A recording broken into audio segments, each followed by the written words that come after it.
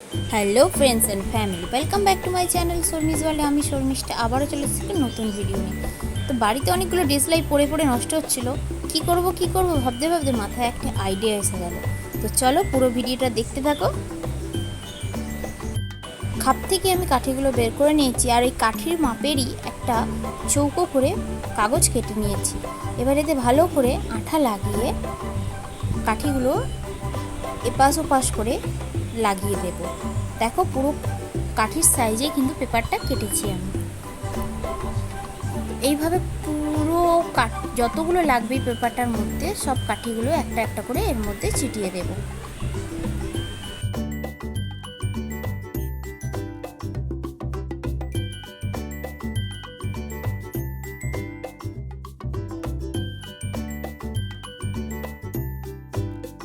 এক পাশটা রেডি হয়ে গেছে। এবার এপাশে দুধারে আঠা দিয়ে দুটো কাঠির মাথা কেটে দিব, দিয়ে দুপাশে দুটো আবার কাঠি লাগিয়ে দেব।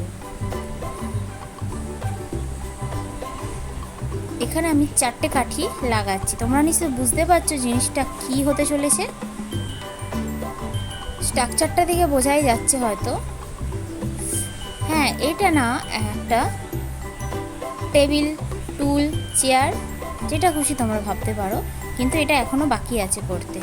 তো পুরো ভিডিওটা দেখতে থাকো স্কিপ না করে।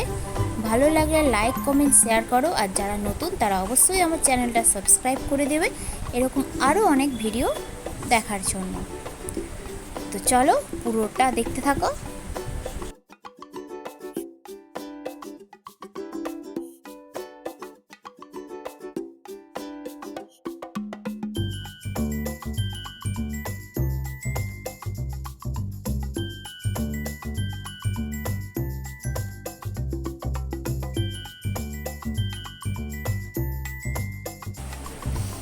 সো আমার এখানে চেয়ারটা রেডি হয়ে গেছে, তোমরা দেখতেই পেলে। আর আমি এরকম সেম আরেকটা বানিয়ে নিয়েছি আগে।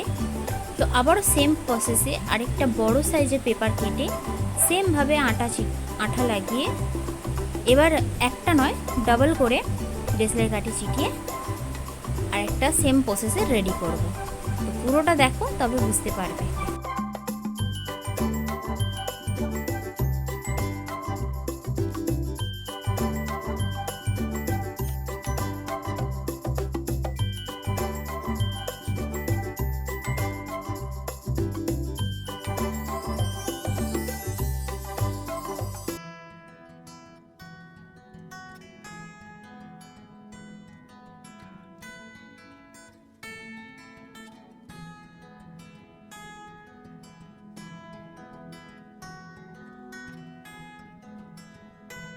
তো একদম সেম প্রসেসে এটাও বানাচ্ছি। তো দেখতেই পাচ্ছ ওগুলো ছোট ছিল, আর এটা একটু বড় সাইজ বানিয়েছি। তো এটা আরেকটু মজবুত করার জন্য আরও 3টে কাঠি আমি এতে লাগিয়ে দিচ্ছি। তারপর এটা কাঁচি দিয়ে এর যে 4টে কোণা আছে, 4টে কোণাকে গোল রাউন্ড করে কেটে দেব। পুরোটা রাউন্ড করার দরকার নেই, জাস্ট 4টে কোণ এভাবে কেটে দিলেই একটা সুন্দর শেপ এসে যাবে। তো দুটো চেয়ার হয়েছে, তার সাথে যদি না একটা টেবিল থাকে সেটা কি আর ভালো দেখে। তো এটাও আমার রেডি হয়ে গেছে। এবার আমি টেবিলের পায়া লাগিয়ে দেব।